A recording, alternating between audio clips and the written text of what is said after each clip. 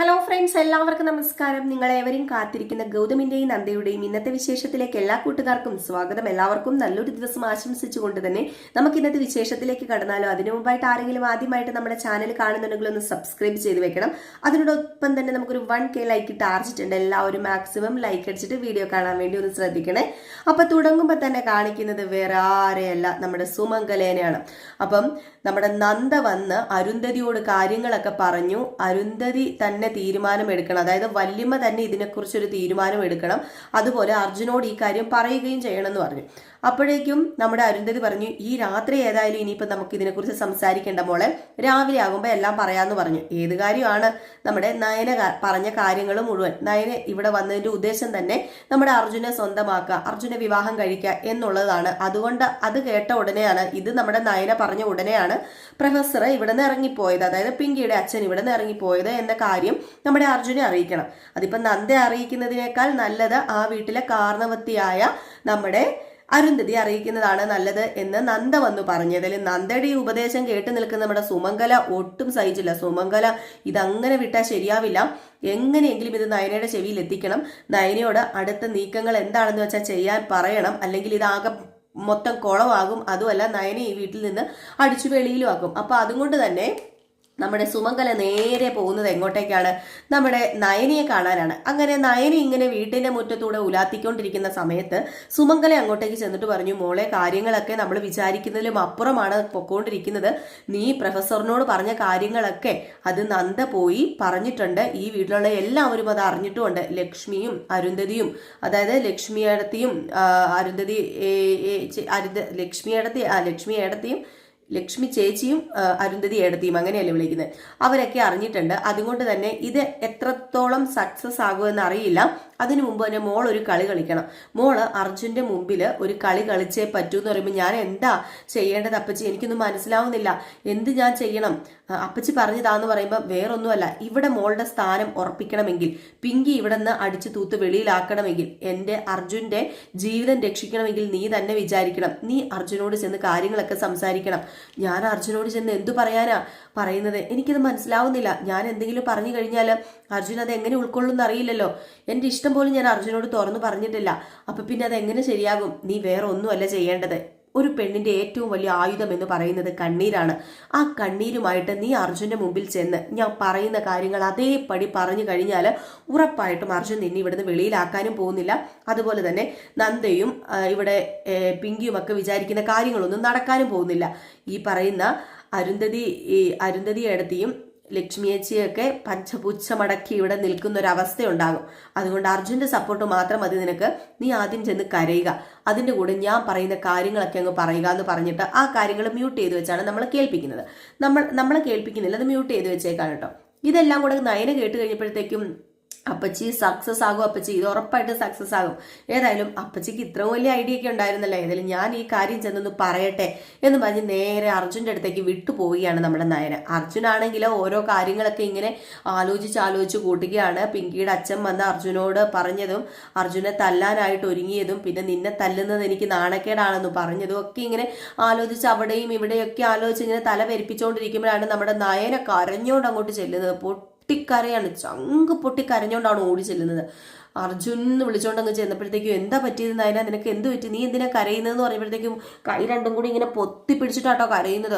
വിഷമം സഹിക്കാൻ വയ്യാതെ വിതുമ്പി കരയുകയാണ്. അപ്പൊ എന്താ പറ്റിയത്, നിനക്ക് എന്താ പറ്റിയെന്ന് ചോദിച്ചപ്പം, ദേ ഞാൻ എന്ത് തെറ്റാ അർജുനോട് ചെയ്തത്? ഞാൻ എന്തെങ്കിലും അർജുനോട് മോശമായിട്ട് പെരുമാറിയിട്ടുണ്ടോ? നീ എന്നോട് മോശമായിട്ട് പെരുമാറിയിട്ടുണ്ടെന്ന് ഞാൻ പറഞ്ഞോ? ഇല്ലല്ലോ.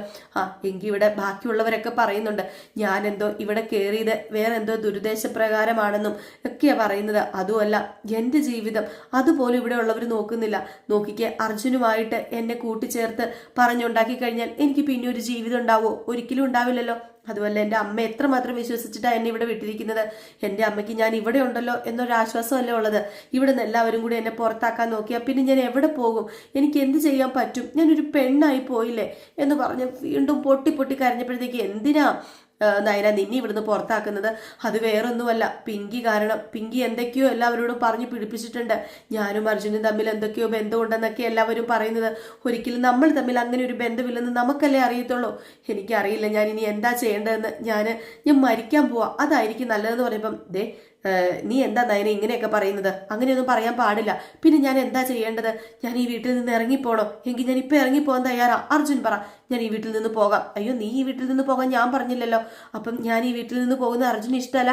എനിക്ക് താല്പര്യമില്ല നയന നീ ഈ വീട്ടിൽ നിന്ന് പോകുന്നത്. പിന്നെ ഞാനും പിങ്കിയും തമ്മിലുള്ള ആ ഒരു തെറ്റിദ്ധാരണ നീ കാരണമൊന്നുമല്ല. ഞങ്ങൾ തമ്മിലുള്ള ആ ഒരു അകലം അത് നീ കാരണമേ അല്ല. അത് നീ ഒരു കാരണമായിട്ട് എടുക്കണ്ട. എങ്കിൽ എനിക്ക് വാക്കുതാ, ആരൊക്കെ പറഞ്ഞു വിട്ടാലും എന്നെ ഈ വീട്ടിൽ നിന്ന് അർജുൻ പറഞ്ഞു വിടില്ലെന്ന്.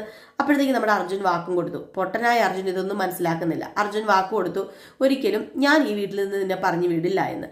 ആ വാക്ക് കേട്ടതും നമ്മുടെ നയനയ്ക്ക് ആശ്വാസമായി. നയനെ ആ വാക്കും കൊണ്ട് പോവുകയാണ് കേട്ടോ. അങ്ങനെ നയനെ ആ വാക്കും കൊണ്ട് റൂമിനകത്തേക്ക് ചെന്നു. പിന്നെ നേരം പരപരായൊക്കെ വെളുത്തു. നേരം പരപര വെളുത്തു കഴിഞ്ഞപ്പോഴത്തേക്ക് എല്ലാവരും എണീക്കുന്നതിന് മുമ്പ് തന്നെ കുറച്ച് കാര്യങ്ങളൊക്കെ ചെയ്യാനുണ്ട് എന്ന് പറഞ്ഞിട്ട് ഈ മോപ്പുണ്ടല്ലോ, നമ്മുടെ ഈ തറ തൂക്കുന്ന മോപ്പൊക്കെ ആയിട്ട് നയന നേരെ ചെല്ലുന്നത് വേറെ എങ്ങോട്ടേക്കുമല്ല, നമ്മുടെ അരുന്ധതിയുടെ റൂമിലേക്കാണ്. അങ്ങനെ അരുന്ധതിയുടെ റൂമിലേക്ക് ചെന്നിട്ട് ഇങ്ങനെ റൂമിൽ ഇങ്ങനെ ഇരുന്ന് ചിന്തിക്കുകയാണ് കേട്ടോ. റൂമിൽ ചെന്നിട്ട് ഇങ്ങനെ റൂമിന്റെ ഫ്രണ്ടിൽ ഇരുന്ന് ചിന്തിക്കുകയാണ്. ഏതായാലും ആദ്യം കയ്യിലെടുക്കേണ്ടത് ഇവിടുത്തെ കാർന്നവത്തീനെ തന്നെയാണ്.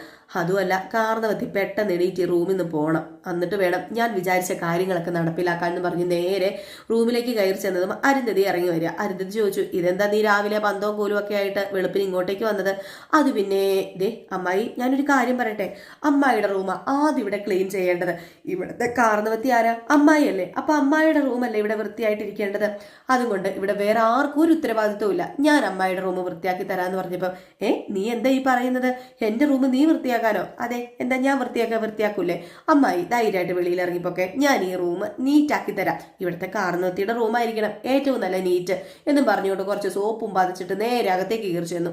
അകത്തേക്ക് കയറി ചെന്നത് ഒരേ ഒരു ലക്ഷ്യപ്രകാരമാണ്, വേറൊന്നുമല്ല. ആ വീട്ടിലെ കുറെ സ്വർണങ്ങൾ മുഴുവൻ നമ്മുടെ അരുന്ധതിയുടെ റൂമിലാണ് ഇരിക്കുന്നത്. അത് കൈക്കലാക്കണം. ആർക്ക്? നമ്മുടെ നയനയ്ക്ക്. അങ്ങനെ ആ റൂമിനകത്തേക്ക് കയറി ചെന്നിട്ട് ഇതേ ഇന്നിവിടെ നിന്ന് ഞാനെല്ലാം പൊക്കിക്കൊണ്ട് പോകും. അല്ലെങ്കിലും ഈ റൂമിൽ തന്നെ ആയിരിക്കും എല്ലാം വെച്ചിരിക്കുന്നത്. ഈ റൂമിൽ തന്നെ ആയിരിക്കും ഈ കുടുംബത്തിന്റെ സ്വത്ത് മുഴുവനും ഇരിക്കുന്നത്. സ്വർണമെങ്കിൽ സ്വർണം, പൈസയെങ്കിൽ പൈസ, ഇതൊക്കെ എടുത്തുകൊണ്ട് മുങ്ങണം. ഏതായാലും ഒന്ന് തപ്പി നോക്കിയേക്കാന്ന് പറഞ്ഞ് അലമാരയൊക്കെ ഇങ്ങനെ തപ്പി നോക്കിയാണ്. അങ്ങനെ അലമാരയൊക്കെ തപ്പി നോക്കി കഴിഞ്ഞപ്പോഴത്തേക്കും അവിടെ കുറെ സ്വർണ്ണാഭരണങ്ങൾ ഇരിക്കുന്ന കണ്ടു. ആ ആഭരണങ്ങളൊക്കെ എടുത്തിട്ട് ആ മോപ്പിനകത്താക്കിയിട്ട് ഇതേതായാലും ഇപ്പം എൻ്റെ കയ്യിലിരിക്കട്ടെ, മാറ്റി വെച്ചേക്കാം. ഇത് പിങ്കിയുടെ റൂമിൽ വെക്കുന്നതായിരിക്കും സേഫ്. ഏതായാലും ലാസ്റ്റ് ഇത് കാണാതെ വരുവാണെങ്കിൽ പിങ്കിയുടെ മുതുകത്തും ഇരിക്കും. എനിക്ക് പോകാൻ സമയമാകുമ്പോൾ എടുത്തോണ്ടും പോകാമല്ലോ. അപ്പൊ അതും കൊണ്ട് ആ ഒരു ഐഡിയയിൽ നേരെ അതെല്ലാം പൊക്കി പിറക്കിക്കൊണ്ട് നേരെ പിങ്കിയുടെ റൂമിൽ കൊണ്ട് വെക്കാൻ വേണ്ടി ഒരുങ്ങുകയാണ് നമ്മുടെ നയന. ഇതിനിടയിൽ രാവിലെ തന്നെ നമ്മുടെ അർജുനെയും വീട്ടിലുള്ള എല്ലാവരെയും വിളിച്ചു വരുത്തുകയാണ് അരുന്ധതി. വേറെ ഒന്നുമല്ല, കാര്യം പറയണമല്ലോ, നമ്മുടെ നയനയുടെ ഉദ്ദേശം എന്താണെന്നും അതുപോലെ അവിടെ നടന്ന സംഭവങ്ങളൊക്കെ ഒന്ന് വ്യക്തമാക്കണമല്ലോ അർജുനോട്. അപ്പൊ രാവിലെ ചെയ്യാമെന്നാണല്ലോ നമ്മുടെ അരുന്ധതി പറഞ്ഞത്. അത് പ്രകാരമാണ് അരുന്ധതി എല്ലാവരെയും വിളിച്ചു വരുത്തുന്നത്. അങ്ങനെ ലാസ്റ്റ് അർജുനെ വിളിച്ചു വരുത്തി. അപ്പൊ അർജുൻ പറഞ്ഞു, ഈ കൂട്ടത്തിൽ ഞാൻ എന്തിനാ വരുന്നത്? എനിക്ക് വേറെ പണിയുണ്ട്, ഞാൻ പോവാം. അമ്മായിക്ക് എന്താ പറയാനുള്ളത് എന്നിങ്ങനെ ചോദിച്ചപ്പോഴത്തേക്കും പറഞ്ഞു, എനിക്ക് നിന്നെക്കുറിച്ച് തന്നെയാണ് പറയാനുള്ളത്, എനിക്ക് നിന്നോടാണ് പറയാനുള്ളതെന്ന് പറഞ്ഞപ്പോഴത്തേക്കും നമ്മുടെ അർജുൻ എന്നോട് എന്ത് പറയാനാ? ഇത് നിന്നോട് പറയണം. നിന്നോട് പറയേണ്ട കാര്യം നിന്നോടല്ലാതെ വേറെ ആരോടാ പറയേണ്ടത്? അപ്പൊ നീയാണ് ഇവിടെ വേണ്ടതെന്ന് പറഞ്ഞപ്പോഴത്തേക്കും നമ്മുടെ അർജുൻ അവിടെ നിൽക്കുകയാണ്. ബാക്കി എല്ലാവരും അവിടെ ഉണ്ട് കേട്ടോ. അങ്ങനെ നമ്മുടെ അരുന്ധതി ചോദിക്കുകയാണ്, എനിക്ക് വേറൊന്നും അല്ല അർജുൻ നിന്നോട് ചോദിക്കാനുള്ളത്. നിനക്ക് പിങ്കി ആയിട്ടുള്ള ജീവിതമാണോ അതോ മറ്റെന്തെങ്കിലും ആണോ വലുത്? അതിനുള്ള ആൻസർ നീ എനിക്ക് തന്നേ പറ്റൂ എന്ന് പറഞ്ഞപ്പോഴത്തേക്കും മറ്റെന്തെങ്കിലും എന്ന് പറഞ്ഞാൽ എനിക്ക് നയനയുടെ കാര്യമാണ് പറയാനുള്ളത്. ഞാൻ നയനയുടെ കാര്യമാണ് ഇപ്പൊ ചോദിക്കുന്നത് എന്നിങ്ങനെ അരുന്ധതി പറഞ്ഞു. അല്ല, നയനയ്ക്ക് എന്താ വല്യമ്മ ഇവിടെ പ്രസക്തി? അവൾ അവളുടെ ജീവിതം ജീവിക്കുന്നു, ഞാൻ എൻ്റെ ജീവിതം ജീവിക്കുന്നു. എൻ്റെ ഒരു കണ്ടെത്തലല്ലേ, നിന്റെ ജീവിതത്തിലെ ഏറ്റവും പ്രധാനപ്പെട്ട പ്രശ്നം ഈ നയനയാണെന്നാണ് ഞാൻ കണ്ടെത്തിയിരിക്കുന്നത്. അല്ല, ഒരിക്കലും വല്യമ്മേ, എൻ്റെ ജീവിതത്തിൽ നയനയ്ക്കൊരു പ്രശ്നമില്ല. പിന്നെ എൻ്റെ ജീവിതത്തിലെ പ്രധാന പ്രശ്നം ഞാനും എൻ്റെ ഭാര്യയുമായിട്ടുള്ള ചേർച്ചക്കുറവാ. അപ്പോഴത്തേക്ക് നമ്മുടെ പിങ്കി പറഞ്ഞു, എൻ്റെ പ്രശ്നം നയന തന്നെയാ. അപ്പം അർജുൻ, അതെ, ആ മനോരോഗത്തിന് എൻ്റെ കയ്യിൽ ഇപ്പൊ പ്രത്യേകിച്ച് മരുന്നൊന്നും ഇല്ല പിങ്കി എന്ന് പറഞ്ഞു. ഇത് കേട്ടോണ്ട് നമ്മുടെ പിങ്കി വല്ലാണ്ടായി പോയിട്ടോ. അങ്ങനെ അർജുൻ പറഞ്ഞു, നിനക്ക് ഓരോ തവണ ഓരോന്നാണ് പ്രശ്നം. ആദ്യം നിനക്ക് ഗൗതമേട്ടനും നന്ദയുമായിരുന്നു പ്രശ്നം, ഇപ്പൊ ദേ നയനവും പ്രശ്നമായിട്ട് നിനക്ക് തോന്നുക. ഇതൊക്കെ നിന്റെ സൈക്കോളജിക്കൽ പ്രശ്നമാണെന്ന് തിരിച്ചറിഞ്ഞാലേ ഈ പ്രശ്നങ്ങളൊക്കെ തീരാന്നുള്ളതേ ഉള്ളൂ. അല്ലാതെ അരിന്റെ പേരിൽ ആരെയും കരിവാരി തേക്കാനൊന്നും എനിക്ക് പറ്റില്ല എന്ന് പറഞ്ഞു. അപ്പൊ നമ്മുടെ ലക്ഷ്മി പറഞ്ഞു, അർജുൻ മോനെ, നീ കാര്യം അറിയാതെയാ ഈ സംസാരിച്ചുകൊണ്ടിരിക്കുന്നത്. നീ കാര്യം മനസ്സിലാക്കിയിട്ട് സംസാരിക്കുക. നയനി ഇന്നലെ ചെയ്തത് എന്താണെന്ന് നിനക്കറിയാമോ എന്നിങ്ങനെ ചോദിച്ചു കഴിഞ്ഞപ്പോഴത്തേക്കും നമ്മുടെ അർജുൻ ഒന്നും മിണ്ടുന്നില്ല കേട്ടോ. നയനയാണെങ്കിൽ കുനിഞ്ഞു നിൽക്കുകയാണ്. നയന ഇതൊന്നും അറിയാത്ത പോലെയാ. അങ്ങനെ ലക്ഷ്മി പറഞ്ഞു, ദേ ആ പ്രൊഫസറിന്റെ മുഖത്ത് നോക്കി നിന്നെ ഇഷ്ടമാണെന്നാ ഇന്നലെ ആ നയന പറഞ്ഞത് എന്ന് പറഞ്ഞു. ഇത് കേട്ടതും നമ്മുടെ നന്ദ പറഞ്ഞു, പിങ്കിയുടെ അച്ഛനുണ്ടായ സകല തെറ്റിദ്ധാരണകളും ഒരു നിമിഷം കൊണ്ട് മാറിയനെ. പക്ഷെ ആ പ്രശ്നങ്ങൾ കാട്ടുതീയാക്കി മാറ്റിയത് നയന തന്നെയാ അർജുൻ. അത് നിനക്കറിയില്ലല്ലോ. അതെല്ലാം പെരുപ്പിച്ച് വഷളാക്കിയത് നയന തന്നെയാ.